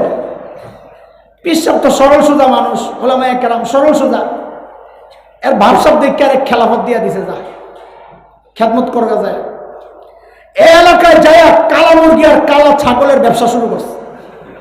কালা মুরগি কালা ছাগলের ব্যবসা বুঝেননি আপনারা? আর কয়টা বোঝা মরে ভাই। এক লোক আসছে, হুজুর পেটে ব্যথা, হুজুর একটু পানি পরা দেয়। তো বুঝছে এটা ছোট কাস্টমার, কয়েকটা কালা মুরগি লয়ে আয়, আমি পানি পরা দিতেছি। একটা কালা মুরগি লয়ে আসছে, হাউমাউ করে চিৎকার দিয়ে হুজুর দরবারে লয়ে বসছে। কি হয়েছে? হুজুর বউ গেছে আরেকবার আলো। বুঝছে এটা বড় কাস্টমার। একটা কালা ছাগল 3200-2,500 টাকা লাগবো, লইয়া যা। আমি এটার নাম দিছি কালা মুরগি আর কালা ছাগলের ব্যবসা। আসেনি আসেনি আসেনি কথা কয়, অসভ্য কথা কার এগুলা, শয়তান। এই জায়গা এলাকায় কালা মুরগি আর কালা ছাগলের ব্যবসা শুরু করছে। পীর সাহেবের কাছে খবর আইছে, কারে খেলাফত দিলেন? পুরা এলাকা গোমরা। পীর সাহেব তো শূন্য বড় দুঃখ পাইছে, হায় রে আল্লাহ, আমি কি ভুল করলাম? খেলাফত কাটটা দিছি, যা ওর খেলাফত কাটা। মুরিদের কাছে খবর গেছে, তোর পীর সাহেব তোর খেলাফত কাটটা দিছে। মুরিদ কয়, পীর সাহেব কাটলে কি হয়েছে? আমি কাটুন না, যেটা ঢুকছে বাইরে তো দেবো না। একদিন পীর সাহেব ওই এলাকা দিয়ে কই জানি যায়, হঠাৎ মনে পড়ছে, আরে মুরিদের বাড়ি না এনে কলিজা পানি নাই, আল্লাহ এই বাটপাড়ার হাতে যদি আমি পড়ি না জানি আমার বেচ্চা খাইলা।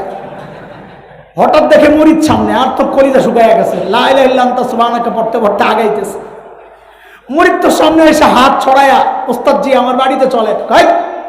আরেকদিন যেমন ওস্তাদজি বহু আশা আমার, আপনারা আমার বাড়িতে নিয়ে দুয়ার ডাইল ভাত খাওয়াবো, একটু দোয়া, একটু আপনার মুবারক কদমের পদধূলি যদি একটু দেন। পীর সাহেবরে এমন ভাবে ধরছে, পীর সাহেব ছুটতে পারে না। কাচ্চা চল। বাড়িতে যাইয়া পীর সাহেবরে বলে, হুজুর আপনি ঘুমান, আমি বাজারে যাই। কাচ্চা হুজুর দিছে ঘুম, মুড়িতে গেছে বাজারে। বাজার থেকে বড় বড় মাছ আনছে, আইনা হুজুরের ইচ্ছা মতন খাওয়াইয়া 10,000 টাকা হাদিয়া দিছে। কত কথা কও না? হুজুর পড়ছে চিন্তায়, কিরে এর ব্যাপারে যা শুনলাম, তাইলে এগুলা কি বানাইন না কথা? এদি ভালো মানুষ, খাওয়াইলো, হাদিয়া দিল। হাদিয়াটা দিয়া দিয়া এখন হুজুরের বিদায়ের পালা। গাট্টির মধ্যে যা ছিল বাইন্দা হুজুরের কান্দে, মুরিদের কান্দে, মুরিদ আগে আগে হাঁটে, হুজুর পিছনে পিছনে। হুজুর হাঁটে আর চিন্তা করে, গাট্টির ভেতরে আছে 40,000, এ দিল হাদিয়া 10,000, টোটাল কত? 50। বাড়িতে একটা কাঁচা টয়লেট আছে, যাইয়া এটারে পাকা করুন। কয়শো ইট লাগবো, কয় বস্তা সিমেন্ট লাগবো, কয় গাড়ি বালু লাগবো, হিসাব মিলাইতেছে। হঠাৎ মাথায় আসলো, টাকাটা 2 জায়গায়, এটা একটা বৃষ্টি দেখা যায়, ওই ব্যাগের টাকাটা আর এই 10,000 টাকার একখানে করে এক জায়গায় লইলে নিরাপদ থাকে। তো মুরিদরে কয়, গাট্টিটা দিয়ে তুই জাগা। তো মুরিদ তো চাইতেছে এটাই, গাট্টিটা দিয়া মুরিদ গেছে গা। পীর সাহেব এক গাছতলায় বইছে, বৈশাখ গাট্টিটা খুলছে, ওই 40,000 এই 10,000 মিলাই একখানে করো। গাট্টি খুললে দেখে, হায় খোদা 40,000 নাই। ঘটনা কি? ওই যে মুরিদে পীর সাহেবরে ঘুম পড়াইছে, ঘুম পড়াইয়া যায়, গাট্টিটা খুলছে, খুললে 40,000 বের করছে। বাইর করে 10,000 দিয়া বাজার করছে, 10,000 হুজুরের হাদিয়া দিয়া 20,000 মাইরা দিছে। কয়ে যে ভারত যে মাঝে মাঝে তুমি করে দেয়, কি দেয় জানোনি? কয় তুমি 40,000 মাইরা, 10,000 খাওয়ায়, 10,000 হাদিয়া দেয়, 20,000 মাইরা দেয়। আসছে কথা? খাও খাও, এই হাদিয়া তোমার খাইয়া মোটা তাজা হইতেছে। আবার কেউ বিরুদ্ধে বললে আর বিরুদ্ধে যায়। আবার মাঝে মাঝে হুমকিও দেয়, দখল বলে করবো, দখলে আর বাকি আছে কি, সব তো বই হয়ে যা। খালি একবার পাও দিয়া দেখ, একবার পাও দিয়া দেখ, খোদার কসম একটারে জিন্দা ছাড়া হবে না। জীবন্ত পথে ফেরা হবে ইনশাআল্লাহ। ৭১-এর যারা যুদ্ধ করেছেন তাদের সন্তানরা আজ মরে যায় নাই, বেঁচে আছে। শাইখুল হিন্দের সন্তানরা মরে যায় নাই, বেঁচে আছে। কত বলেন? এ দোস্ত, আমার বাজার করা শেষ। বেশি বাজার করতে গেলে খানার টাইম দেরি হয়ে যাবে, তুমি ডায়াবেটিস রোগী, তোমার কষ্ট হবে। থাক, চলেন। এই যে বাজার করলাম এতক্ষণ, বুঝছেন নি কি আইটেম বাজার করছি? আচ্ছা, কি বুঝছেন পরে আমি একটু বলে দিই, তাহলে সামনের কথাটা বোঝানো সহজ হবে। এতক্ষণ বুঝাই আসছি, শয়তান মানুষকে এক পদ্ধতিতে ধোঁকা দেয় না। এই কথা পুরা ক্লিয়ার করতে পারছি কোরআনের দলিল দিয়া, কোরআনের উদাহরণ দিয়া, আরো কিছু কিসসা বইলা বুঝানোর চেষ্টা করছি কি শয়তান মানুষকে এক পদ্ধতিতে ধোঁকা। শয়তানের চূড়ান্ত টার্গেট আগে বাইর করে।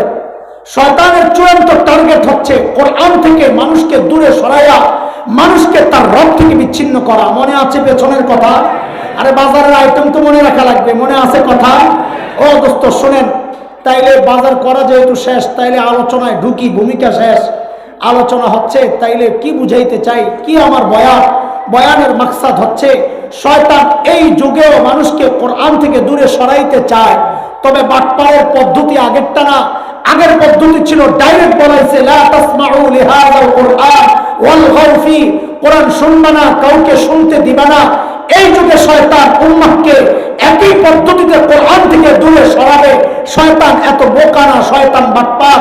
সময়ের একজন আলেম হিসাবে আপনাদের চোখে একটু আঙ্গুল দিয়ে দেখাতে চাই, এই যুগে শয়তান কোন কোন পদ্ধতিতে মানুষকে কোরআন থেকে দূরে সরাইতে চায়। এটা হচ্ছে আজকের আলোচ্য বিষয়। বুঝে আসছেনি কথা? খানার টেবিলে হাজির। তবে ডরায়েন না, বাপরে বাপ, ভূমিকা এত লম্বা না জানি, আলোচনা কত লম্বা না। বাজার করতে সময় লাগছে, খাইতে সময় লাগবে না। ঠিক আছে না কথা? আরে বুঝেন না এই কথা? বুঝেন। আমি চারটা উদাহরণ দেব, চারটা উদাহরণ দিয়ে ফিনিশিং এ চলে যাব। উদাহরণ নাম্বার 1, বাংলাদেশে জাতীয় দিবসগুলো যেগুলো আছে, 16ই ডিসেম্বর, 26 মার্চ, 21 ফেব্রুয়ারি, এই দিবসগুলো স্কুল কলেজ বন্ধ থাকে না? তো ওই বন্ধ উপলক্ষে আমরা লক্ষ্য করি বাচ্চাদের খেলাধুলার প্রতিযোগিতা হয়। চট্টগ্রাম তো হয় না? হয়, খেলাধুলার প্রতিযোগিতা হয়। ওই প্রতিযোগিতার মধ্যে একটা ইভেন্ট এখন আমরা লক্ষ্য করতেছি, সেটা হচ্ছে যেমন খুশি তেমন সাজো। আসেনি? এবার স্কুল কলেজ ওয়ালারা তো বড় কথা আছে, যেমন খুশি তেমন সাজো। রাগ করছেন আপনারা? তো চুপ করে বলে রয়েছেন যে একটু কথা কম। শেষ বেলা খানার টাইমে যদি আপনি না বলেন যে আপনার ডায়াবেটিস আছে কিনা, চিনি দেবো কিনা, তো আমি কেমনে বুঝবো? আরে কথা তো বলেন। আছে বাংলাদেশে, আপনাদের এলাকায় যেমন খুশি তেমন সাজো আছে। ইদানিং আমরা লক্ষ্য করছি, আমি শুরু থেকে এই পর্যন্ত যতগুলো কথা বলে আসছি, আপনারা স্বীকৃতি দেন আমারে? কোন দলিল ছাড়া কথা বলা হয়েছে? পিছনে পিছনে কোরআনের আয়াত ঢুকছে কিনা? তো এখন যে কথাগুলো বলবো এগুলারও দলিল আছে, বাকি কোরআনের আয়াত নাই, আমার কাছে ছবি আছে। কেউ চ্যালেঞ্জ করলে দেখে নিবা। অগ্রিম বলে রাখলাম, খামাখা ভিতরে ভিতরে খেপে যাইও না আমাদের বিরুদ্ধে। কোরআনের কথা শুনলে যারা আলেমদেরকে মারতে আসে, এরা নাম্বার 1 পাগল। কেন? ওই আমরা ঢাকায় মানুষ, একটা উদাহরণ দিয়ে থাকি আমি বুঝানোর জন্য। 2 ঢাকায় পোলার গন্ডগোল, একটাই গেছে আরেকটার মহল্লায় যাইয়া ধইরা দিছে মাইর। তো আমগো তো চাপার জোরটা একটু বেশি, ওইটা মাইটের খাইয়া বাড়িতে যাইয়া একটা চিঠি লেখছে। তখন তার মেসেজের সিস্টেম আসিল না, চিঠি লেখছে। চিঠির মধ্যে লেখছে, আবে আমগো মহল্লায় করে পায়া খায়া। চিঠির মধ্যে লেখছে, আবে আমগো মহল্লায় করে পায়া খাওয়া, বেটা খায়া মুবে। ডাক পিয়ন চিঠি লইয়া গেছে, তোর চিঠি। চিঠিটা খুইলাই দেখে লেখা, আবে আমগো মহল্লায় তোরে পায়া খাওয়া মুবে। চিঠিটা ছিঁড়ে ডাক পিয়নটা মারছে একটা চটকানা। আচ্ছা কন্ত দেখি ডাক পিয়নের দোষটা কি বলে আপনারা? ডাক পিয়নের কোনো দোষ আছে? তোর যদি হেরম থাকে তো তুই এই চিঠি যে পাঠাইছে তারে যাইয়া ধর। এই ওয়ারাসাতুল আম্বিয়া, কোরআনের ডাক পিয়ন, চিঠি পাঠাইছেন তো আল্লাহ তাআলা। কোরআনের কথা বললে যদি তোর কলিজায় লাগে তো আলেমকে মারতে আসস কেন? তোর হেরম থাকলে যায় আল্লাহরে ধর যাইয়া। ল্যাংরা মশা রেডি আছে, ল্যাংরা মশা সাউনা খুলে হতো পারে। ঠিক আছে কথা? তো এই জন্য বলি, কষ্ট লাগলে আল্লাহর জায়গা ধরেন, আমারই কিছু কয় না, আমি কোরআনের আয়াত দিয়ে দিয়ে কথাগুলো আগাইতেছি যেন পেছ না লাগে। উদাহরণ নাম্বার 1, যেমন খুশি তেমন সাজের মধ্যে একটা ছোট্ট বাচ্চা মেয়েকে যুবতী মেয়ে সাজায় শাড়ি পরাইয়া, আরেকটা ছোট্ট বাচ্চাকে দাড়ি আর টুপি লাগাইয়া হুজুর সাজায়। এরা অডিয়েন্স বিচারকের সামনে নাটক করে দেখায় এই যুবক ছেলেটা দাড়িওয়ালা টুপিওয়ালা হুজুর যুবতী মেয়ের কাপড় ধরে টানাটানি করে। এটা একটা উদাহরণ। উদাহরণ নাম্বার 2, টেলিভিশনে, সিনেমা হলে, থিয়েটারে নাটক, সিনেমা, মঞ্চ নাটক যেগুলো হয়, না দেখলেও এগুলোর খবর তো জানা যায়, মাঝে মধ্যে প্রতিবাদ আসে, আমরা দেখি বুঝি। এখন একটা চরিত্র বের করা হয়েছে, ভিলেন চরিত্র, গাদ্দার চরিত্র থাকে। আরে কথা বল না, নাটকে গাদ্দার চরিত্র একটা থাকে। একে দিয়া সমাজের সব খারাপ কাজগুলো করানো হয়। ইদানিং লক্ষ্য করা যাচ্ছে ওই গাদ্দার চরিত্র তৈরি করা হচ্ছে দাড়ি লাগাইয়া দিয়া, টুপি পরাইয়া দিয়া, মোড়ল, গ্রামের মোড়ল। ঠিক নি কথা? উদাহরণ নাম্বার 3, এই যে সাম্প্রতিককালে চাঁদপুরে একটা বখাটে উচ্ছৃঙ্খল ছেলেকে যখন ওস্তাদ শাসন করলো, এই ছেলে বাড়িতে যায়া নালিশ করলো ওস্তাদের বিরুদ্ধে। ওই জালেম অভিভাবক, অসভ্য অভিভাবক ওস্তাদকে আইসা শাসাইয়া কোন সদুত্তর না পাইয়া সে এলাকায় যায়া হিন্দু ছেলেদের আশ্রয় নিয়া, কত বড় জঘন্য, হিন্দু ছেলেদের আশ্রয় নিয়া মাদ্রাসায় হামলা চালালো, ভাঙচুর করলো। ওই ওস্তাদের মাথা সামনে দিয়া চুল কাইটা সাইচা তাকে আঘাত করে করে ভিডিও করে ভাইরাল করেছে। উদাহরণ নাম্বার 3। সমাধানে আমি যাচ্ছি না, শুধু উদাহরণগুলো শোনায়া যাচ্ছি। উদাহরণ নাম্বার 4, 2013-র কথা আপনাদের মনে থাকার কথা, ঢাকার শাহবাগে গণজাগরণ মঞ্চ বসলো, মনে আছে? তাদের দাবি কি ছিল? যুদ্ধাপরাধীদের বিচার ত্বরান্বিত করা।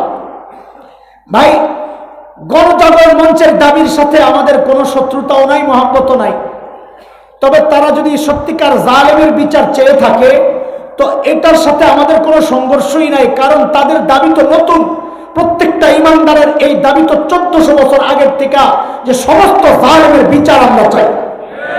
ঠিক আছে কথা? কোনো আপত্তি নাই আমাদের, কিন্তু বিপত্তি বাঁধলো কোথায়? এই বুড়া মানুষগুলো আল্লামা আহমদ শফী নওয়ারাল্লাহু মারকাদার নেতৃত্বে রাজপথে নামলো কখন? যখন এই গণজাগরণ মঞ্চের আড়ালে কিছু নাস্তিক কুলাঙ্গার ব্লগার বসে বসে প্রিয় হাবিব সাল্লাল্লাহু আলাইহি ওয়াসাল্লামের নামে অসভ্য কথাবার্তা রেখে মুসলমানদের কলিজায় আঘাত করলো। তখন এর বিরুদ্ধে গোটা দেশের মানুষ, আওয়ামী লীগ, বিএনপি নাই, জামাত, জাতীয়তাবাদী নাই, সব নবী প্রেমিকরা রাজপথে নেমে গেল। এদের প্রতিবাদে, প্রতিরোধে গণজাগরণ মঞ্চ থেমে গেল। থামলো না, চাঙ্গা হইল, এটা বলা আমার মাকসাদ না। আমি শুধু একটু কথা বলার জন্য সূত্রটা টানলাম। ওই গণজাগরণ মঞ্চের খুব কাছেই আমার অবস্থান। শাহবাগ থেকে ঢাকার সায়েন্স ল্যাব 1.5 থেকে 2 কিলো। গণজাগরণ মঞ্চের উত্তাল সেই দিনগুলোর উত্তাপ আমার শরীরেও লাগে। ওই যে মানুষ আসা যাওয়া করে, দেখি গাড়ি ঘোড়া বন্ধ, বুঝতেছি কিছু একটা হইতেছে। একদিনের ঘটনা, সায়েন্স ল্যাবরেটরি মোড়ে একটা লম্বা ফুট ওভার ব্রিজ আছে, লম্বা। একদিনের ঘটনা, ওভার ব্রিজ উত্তর দিক থেকে দক্ষিণ দিকে আমার গন্তব্য। এক যুবতী মা তার ছোট্ট বাচ্চাকে নিয়ে দক্ষিণ দিকে আসতেছে, আমাকে ক্রস করবে। এরে ভাই, আই উইটনেস, এটা কারো শোনা কোনো কথা নয়, আমার সাথে হওয়া, একদম আমার সামনেই হওয়া ঘটনা, এটা আমার সাথেই হওয়া বিষয়। আমাকে যখন যুবতী মা ক্রস করবে, তাদেরকে দেখে আমার বুঝতে বাকি নাই যে তারা গণজাগরণ মঞ্চ থেকে আসছে। গেট আপ, সেট আপ, পোশাক আশাক, তাদের বেশভূষা, তাদের সাজসজ্জা, অঙ্কন, উল্কি, পতাকা, এগুলো দেখে আমি বুঝেছি গণজাগরণ মঞ্চ থেকে এসেছে, আসতেই পারে, আমার কোনো আপত্তি নাই। এক মায়েরই দায়িত্ব এটা, সন্তানের হৃদয়ে দেশপ্রেম জাগাবে, সন্তানের হৃদয়ে ইমানি চেতনা জাগ্রত করবে, এটা তো মায়েরই কাজ। মা হয়তো সে কাজটা করতে গিয়েছে, যেতেই পারে, আমার কোনো আপত্তি নাই। কথাগুলো ভেঙ্গে ভেঙ্গে এই জন্য বলছি, কেউ যেন রাজনীতির গন্ধ টেনে না আনে, এই কথা থেকে ভুল দিকে না যায়, এই জন্য কথাগুলো বারবার উচ্চারণ করছি। এরে দোস্ত, যেতেই পারে, আমার কোনো আপত্তি নাই। আপত্তির আর বিপত্তির জায়গাটা আমি শোনাচ্ছি আপনাদের। ওই মা যখন আমাকে ক্রস করছে, আমি যাচ্ছি, তিনিও আসছেন, ঠিক আমাকে ক্রস করার মুহূর্তে মা তার ছোট্ট বাচ্চাকে শিখায়া দিচ্ছে, আমাকে দেখায়া দেখায়া বলার জন্যে, বল তুই রাজাকার, তুই রাজাকার, তুই রাজাকার। এরে দোস্ত, এই ছোট্ট বাচ্চা গণজাগরণ মঞ্চে গিয়ে জেনেছে রাজাকার এক দুষ্ট চরিত্রের নাম, সন্ত্রাসী লুটেরাদের নাম, রাজাকার ধর্ষক আর খারাপ মানুষের নাম। কিন্তু এই বাচ্চা জানে না রাজাকার দেখতে কেমন। মা তার সন্তানকে শিখায়া দিচ্ছে রাজাকার দেখতে হচ্ছে দাড়িওয়ালা আর টুপিওয়ালা।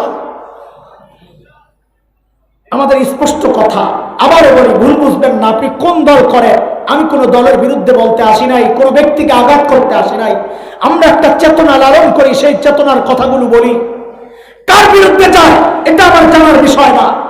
আমরা এক পথ ধরে চলছি, আমাদের একটা রোড আছে সিরাতে মুস্তাকিম, সেই পথ ধরে যখন চলি তখন কার উপর দিয়ে যায়, কাকে কাটতে হয়, কাকে ফুল দিতে হয়, আমাদের দেখার বিষয় না।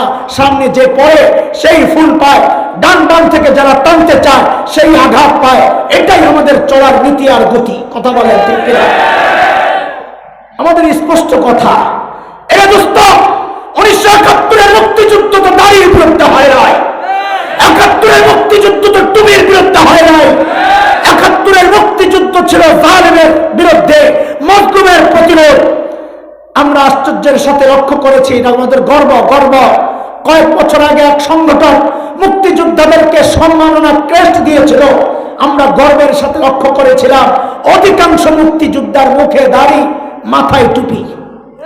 আপনাদের চট্টগ্রামের সাবেক মেয়র ছিল কিনা, মহিউদ্দিন চৌধুরী সাহেব, মুক্তিযোদ্ধা, মুখে দাড়ি ছিল, মাথায় টুপি ছিল। বুঝে নিন কথা। ঢাকার মুক্তিযুদ্ধ জাদুঘর ইতিহাসের সাক্ষী হয়ে দাঁড়িয়ে আছে, যা দেখো দেয়ালে সাঁটানো আছে রাজাকারদের ধরার ছবি। সেখানে আমরা দেখেছি অধিকাংশ রাজাকারের মুখে দাড়ি নাই, মাথায় টুপি নাই। মুক্তিযুদ্ধের ইতিহাস আমরাও পড়েছি, তুমিও আরেকবার পাঠ করো, দেখো বহু মুক্তিযুদ্ধ অভিযানে বের হওয়ার সময় 2 রাকাত সালাতুল হাজত পড়ে বের হতে। 7ই মার্চের বঙ্গবন্ধুর সেই রেসকোর্সের তপ্ত ভাষণ আজ আমাদেরকে আন্দোলিত করে। সেদিন স্বাধীনতার মহান ঘোষক বলেছিলেন, এবারের সংগ্রাম মুক্তির সংগ্রাম, এবারের সংগ্রাম স্বাধীনতার সংগ্রাম। রক্ত যখন দিয়েছি, রক্ত আরো দেব, তবে দেশকে মুক্ত করে ছাড়বো ইনশাআল্লাহ। স্বাধীনতার ডাক দিয়েছেন যেই মহান নেতা, ইনশাআল্লাহ করে সেই আন্দোলন, সেই প্রতিরোধ, সেই মুক্তিযুদ্ধ ইসলামের বিরুদ্ধে হতে পারে না, দাড়ির বিরুদ্ধে, টুপির বিরুদ্ধে হতে পারে না। তাইলে আমাদের জিজ্ঞাসা, এরা কারা যারা মুক্তিযুদ্ধকে দাড়ির বিরুদ্ধে দাঁড় করাতে চায়, যারা দাড়িওয়ালাদেরকে ফাঁসাতে চায়, অপপ্রচারের মাধ্যমে বিতর্কিত করতে চায়, এরা কারা? খোদার কসম, এর সাথে আওয়ামী লীগের সম্পর্ক না বিএনপির সম্পর্ক। এরা হচ্ছে নব্য আবু জাহেল। ওই যুগের আবু জাহেলরা ডাইরেক্ট বলতো, লা তাসমাউ লিহাযাল কুরআন ওয়ালগাউ ফীহি, কোরআন শুনবা না, কাউকে শুনতে দিবা না, শয়তান বড় বাটপার। এই যুগের আবু জাহেলদেরকে দিয়া ডাইরেক্ট ওই বক্তব্য দেওয়ায় না, ভিন্ন পদ্ধতিতে উম্মাহকে কোরআন থেকে দূরে সরানোর চক্রান্ত করছে। কেমনে? দাড়ির বিরুদ্ধে, টুপির বিরুদ্ধে, আলেম ওলামার বিরুদ্ধে, মাদ্রাসার বিরুদ্ধে অপপ্রচারের মাধ্যমে একটা নষ্ট প্রজন্ম তৈরি করছে, যাদের অন্তরের মধ্যে দাড়ির প্রতি ঘৃণা তৈরি হবে, টুপির প্রতি ঘৃণা তৈরি হবে। আস্তে আস্তে এই প্রজন্ম দাড়িওয়ালা থেকে, টুপিওয়ালা থেকে দূরে সরে, কোরআন থেকে দূরে সরে যাবে। শয়তান তার মিশন বাস্তবায়ন করবে। আল্লাহ বান্দাকে মালিক থেকে বিচ্ছিন্ন করার জন্য তার যে মিশন ছিল কোরআন থেকে বিচ্ছিন্ন করা, সে মিশন সে ভিন্ন পদ্ধতিতে বাস্তবায়ন করতে যাচ্ছে। এর অবস্থা আমাদের স্পষ্ট কথা, বাংলাদেশে ইসলাম কচুরি পানার মতো ভেসে আসে না। এই দেশের ইসলামের গোড়ায় শাহজালালের রক্ত ঝরেছে, কথা বলেন ঠিক কিনা? এই দেশের ইসলামের গোড়ায় মুফতি আজিজুল হক রহমতুল্লাহ আলাইহির চোখের পানি পড়েছে, কথা বলেন ঠিক কিনা? এই দেশের ইসলামের গোড়ায় হযরত হাফিজের চোখের পানি পড়েছে, কথা বলেন। এই দেশের রাজপথ, এই দেশের জমিনে আল্লামা আহমদ শফীর মোবারক কদম স্পর্শ করেছে। এই দেশ থেকে ইসলাম নিশ্চিহ্ন করা এত সোজা নয়। শুনে রাখ কুলাঙ্গাররা, ৭১ দেশ মুক্তির জন্য একবার মুক্তিযুদ্ধ হয়েছে ঈমান রক্ষায়, দাড়ি রক্ষায়, দিন রক্ষায়। যদি আরেকটি যুদ্ধের প্রয়োজন হয় আবারও যুদ্ধ হবে, আবারও যুদ্ধ হবে, আবারও যুদ্ধ হবে।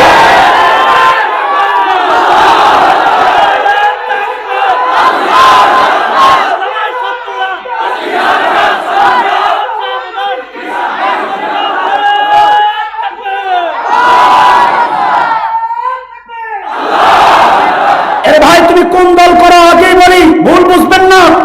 এটা কোন রাজনৈতিক ইস্যু নয়, এটা আমার ইমানের ইস্যু, এটা স্বাধীনতার ইস্যু। এই কুলাঙ্গাররা শুধু ইসলামের শত্রু না, মনে রেখো। এরা মুসলমানদেরকে দুর্বল করতে পারলে ও ভাই দেশের স্বাধীনতা বিপন্ন হবে, কথা বলে। এই দেশ মুসলমানরা দুর্বল হলে এদেশের স্বাধীনতা দুর্বল হয়ে যাবে। মানচিত্রকে খোপলে খাওয়ার জন্য শকুনের আনাগোনা পরিলক্ষিত হচ্ছে। ওই শকুন ছোড়াল দেওয়ার অপেক্ষায়। জাগো মুসলমান, ৭১-এর চেতনায় আবার জাগো, বদরের চেতনায় জাগো, বালাকোটের চেতনায় জেগে তাদেরকে পাল্টা হুমকি দাও। আমার দেশকে দখল করবি থাক দূরের কথা, আমরা তো স্বপ্ন দেখি দিল্লির লালকেল্লায় আবারও কালিমার পতাকা পথ করে উঠবে, পথ করে উঠবে।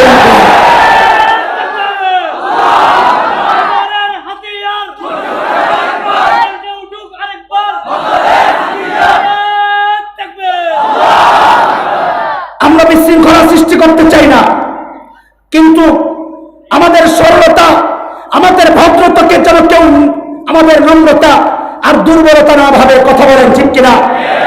আমাদের এই মানুষগুলোর কাছে অস্ত্র নাই, এই মানুষগুলোর কাছে বোমা নাই, কিন্তু এই মানুষগুলোর কাছে একটা শক্তিশালী ঈমান আছে, কথা বলেন। আর যার ঈমান আছে তার মাওলা আছে, যার মাওলা আছে তাকে পরাজিত করে এমন কোন শক্তি দুনিয়ায় নাই। মালিক বলেছেন নবীকে সান্ত্বনা দিয়ে, ফাইন তাওয়াল্লাউ ফাকুল হাসবিয়াল্লাহ লা ইলাহা ইল্লাহু আলাইহি তাওয়াক্কালতু ওয়া হুয়া রাব্বুল আরশিল আযীম।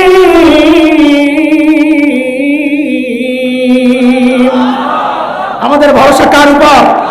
আমরা আমেরিকারে ডরাই না, কারণ আমেরিকার কোনো সামর্থ্য নাই, কথা বলে। আমরা ভারতকে ডরাই না, বরং এদের পরাজয় আর ধ্বংস অনিবার্য, ইনশাআল্লাহ, ইনশাআল্লাহ, ইনশাআল্লাহ। হয়তো আমার রক্ত ঝরবে, হয়তো আমার জীবন যাবে, যাক। আমার রক্তের পিচ্ছিল রাস্তায় যদি ইসলামের ঝান্ডা উত্থিত হয়, আমার লাশের উপর যদি ইসলামের ঝান্ডা দাঁড়ায় যায়, এইরকম হাসান জামিল, কোটি হাসান জামিল নিজের জীবন দিতে প্রস্তুত আছে, ইনশাআল্লাহ। আরে প্রস্তুত আছে, ইনশাআল্লাহ, ইনশাআল্লাহ, ইনশাআল্লাহ। আমাদের এই মুরব্বীরা যদি ডাক দেন ঈমান রক্ষায়, দেশ রক্ষায়, মানচিত্র রক্ষায়, রক্ত দরকার, জীবন দরকার। আল্লাহকে সাক্ষী বানায়া হাত তুলে দেখাও কে কে জীবন দিতে প্রস্তুত। আল্লাহ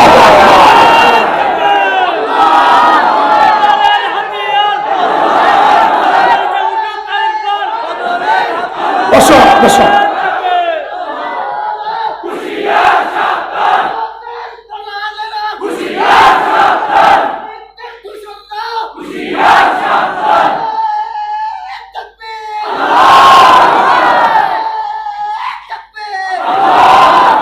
শেষ কথা, আমার শেষ কথা, দালালে ভরে গেছে দেশ, খোদার কসম পালাতে পারবে না একটাও শেষ বেশ, ইনশাআল্লাহ, ইনশাআল্লাহ, ইনশাআল্লাহ।